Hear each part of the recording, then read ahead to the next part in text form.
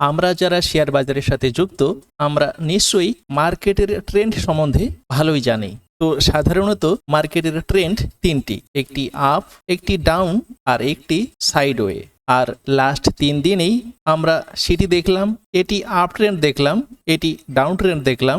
এটিকে কিন্তু আমরা সাইডওয়ে ধরে নিতে পারি, কারণ এই ক্যান্ডেলটি তৈরি হয়েছিল সবার উপরে, এটি একদম আপ ট্রেন্ডে চলে গেছিল, আবার এই ক্যান্ডেলটি একদম সবার নিচে চলে গেছিল। আর আজকে যেই ক্যান্ডেলটি আমরা দেখলাম এটি না হাইয়ে গেছিল না লোয়ে গেছিল, এখানে মাঝখানে একটা ক্যান্ডেল তৈরি হয়েছে, যে ক্যান্ডেলটি কনফিউজ তৈরি করে গেল যে আগামীকাল বা আগামী সপ্তাহে নিফটি কোন দিকে যাবে এখান থেকে নির্ধারণ করা খুবই মুশকিল। আর এখানে সেলার অ্যাক্টিভ, এখানে বায়ার অ্যাক্টিভ, নিফটি এখন মাঝখানেই পড়ে আছে। আর সেজন্যই আমরা নিফটিকে অ্যাভয়েড করতে পারি, কারণ এখান থেকে নিফটি নিচেও আসতে পারে আবার উপরেও যেতে পারে। তবে এখান থেকে নিফটিকে নিচে আসাটা খুবই জরুরি। যদি কিনা আমরা নিফটির একটা আপ মুভ দেখতে চাই, তো নিচে এসে শক্তি অর্জন করতে হবে, তারপরেই নিফটি উপরে যেতে পারে। কিন্তু এখান থেকে সোজা নিফটিকে উপরে যাওয়াটা একটু চাপেরই ব্যাপার। আর গতকালকে আমি বলেছিলাম যে নিফটি এখান থেকে একটা আপ মুভ দিতে পারে, কিন্তু নিফটিকে আপ মুভ দেওয়ার জন্য হয়তো এখানে টাইম পাস করতে হবে, নয়তো নিফটিকে আবারও একটু নিচে আসতে হবে। আর আমরা হয়তো সেটারই অপেক্ষা করব। তবে আমি লাস্ট কয়েকটি ভিডিওতে আলোচনা করেছিলাম শেয়ার বাজার থেকে ধারাবাহিকভাবে টাকা ইনকাম করার জন্য আমাদের 4টি বিষয় মাথায় রাখতে হবে।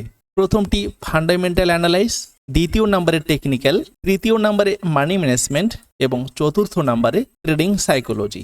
কিন্তু এখানে প্রশ্ন হলো এতগুলো বিষয় আমরা কিভাবে সঠিকভাবে মার্কেটে অ্যাপ্লাই করব এবং কেনই বা অ্যাপ্লাই করব।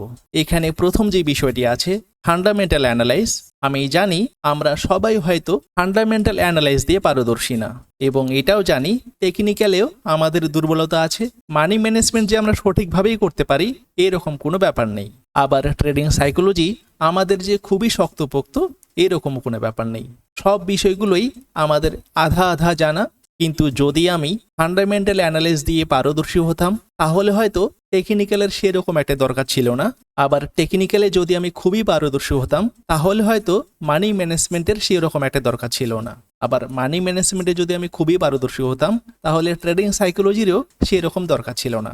যেহেতু আমরা সব বিষয়গুলোই আধা আধা জানি, সেই জন্য আমাদের প্রত্যেকটা বিষয়ে ভর করেই শেয়ার বাজার থেকে ধারাবাহিকভাবে প্রফিট করতে হবে। কিরকম? যেমন ধরুন আমরা একটি স্টকে চুজ করলাম, সেটি হলো আইসিআইসিআই সিকিউরিটিজ।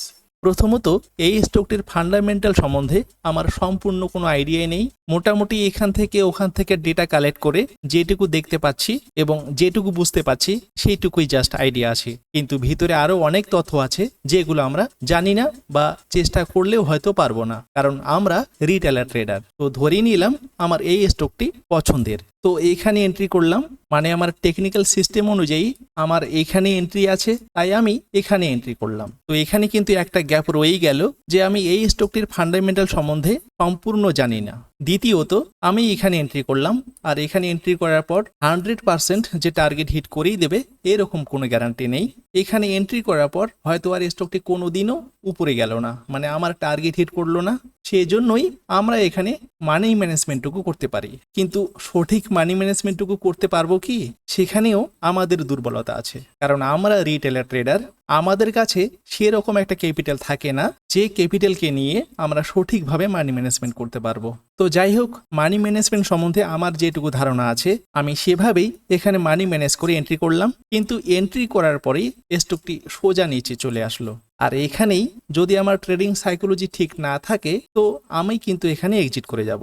মানে এখানেও আমাদের ট্রেডিং সাইকোলজির পার্ট, যেটাতে কিনা আমারও দুর্বলতা আছে।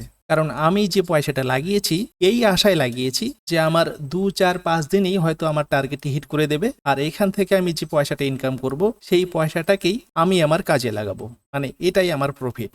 আর আমরা এসে শেয়ার বাজারে প্রফিট করার জন্যই, কিন্তু এখানে এন্ট্রি করার পর স্টকটি যদি সোজা নিচে আসে আর এখানে যদি আমরা এক্সিট করে যাই, প্রথমত ফান্ডামেন্টাল অ্যানালাইসটুকু গেল, দ্বিতীয়ত আমি যে টেকনিক্যাল সিস্টেম এখানে এন্ট্রি করলাম সেই টেকনিক্যাল সিস্টেমটিও গেল, তৃতীয় নম্বরে যে মানি ম্যানেজমেন্টটুকু করেছি সেই মানি ম্যানেজমেন্টটুকু গেল, এবং ট্রেডিং সাইকোলজি তো গেলই। আর সে কারণেই ফান্ডামেন্টাল, টেকনিক্যাল, মানি ম্যানেজমেন্ট এবং ট্রেডিং সাইকোলজি প্রত্যেকের উপরেই যদি আমরা একটু একটু করে ভর করে এগোতে থাকি তাহলে কিন্তু আমরা শেয়ার বাজার থেকে মোটামুটি ধারাবাহিকভাবেই ইনকামটুকু জেনারেট করতে পারবো। মানে ট্রেডিং সাইকোলজি যদি আমাদের দুর্বল হয়েও থাকে সেটাও হয়তো মানি ম্যানেজমেন্ট দিয়ে একটু কভার করার চেষ্টা করব। আবার মানি ম্যানেজমেন্টেও যদি আমরা একটু দুর্বল হয়ে থাকি সেটি টেকনিক্যাল দিয়েও আমরা কভার করতে পারবো। আবার টেকনিক্যালেও যদি আমরা একটু দুর্বল হয়ে থাকি এটি ফান্ডামেন্টাল দিয়েও কভার করতে পারি। তাই আমরা চেষ্টা করব যাতে প্রত্যেকের উপরই ভর দিয়ে আমরা শেয়ার বাজার থেকে ধারাবাহিকভাবেই প্রফিট করতে পারি। আর এই কথাগুলো এজন্যই বললাম যে এখানে বায়ার অ্যাক্টিভ, এখানে সেলার অ্যাক্টিভ, কিন্তু এখানে কি অ্যাক্টিভ? এখানেই আমরা রিটেলার ট্রেডাররা অ্যাক্টিভ। মানে যখনই দেখলাম যে ক্যান্ডেলটি আজকে 3% উপরে, আমরা কিন্তু কালকে এখানে এন্ট্রি করা শুরু করে দেব। আর নিফটি হয়তো এখানে কয়েকদিন টাইম পাস করার পর সোজা নিচে, কিন্তু আমরা এখানে এন্ট্রি করেছি উপরে যাওয়ার জন্য। তাই এই বিষয়গুলো মাথায় রাখা খুবই জরুরি। তো যাই হোক, 3 জুন আমি এই স্টকটিকে নিয়ে আলোচনা করেছিলাম যে স্টকটি এখানে বোলিঙ্গার লোয়ার ব্যান্ডের নিচে ক্লোজিং দিয়েছে এবং সাথে সাথেই স্টকেস্টিক 20 লেভেলের নিচে দুটো লাইনে দাঁড়িয়েছিল। যে স্টকটি রেজাল্টের দিনেই 2%-এর মতো আপমুভ দিয়েছে এবং আজকে তো স্টকটি অনেকটা উপরে গিয়েছিল কিন্তু 3%-এর কাছাকাছি ক্লোজিং দিয়েছে, যেটি আমাদের আজকেই 5% টার্গেট হিট করে দিয়েছে। শুধু নেসলেনটি না, এখানে MCX এই স্টকটিও এখানে বোলিঙ্গার লোয়ার ব্যান্ডের নিচে ক্লোজিং দিয়েছিল এবং এখানে RSI এর 30-এর নিচে দেখুন এখানে দাঁড়িয়েছিল। আর যে স্টকটি আজকেই 9%-এর মতো আপমুভ দিয়েছে, আর এখানে আমাদের টার্গেট ছিল অনলি 5%। যদিও আমি এই স্টকটিকে নিয়ে আলোচনা করিনি, তবে লাস্ট যে কয়েকটি স্টক নিয়ে আলোচনা করেছিলাম আপনি যদি সেই স্টকগুলোকে ফলো করে থাকেন নিশ্চয়ই দেখেছেন সেই স্টকগুলো উপরে গেছে। এটি ভিআইপি ইন্ডাস্ট্রিজের টেকনিক্যাল চার্ট।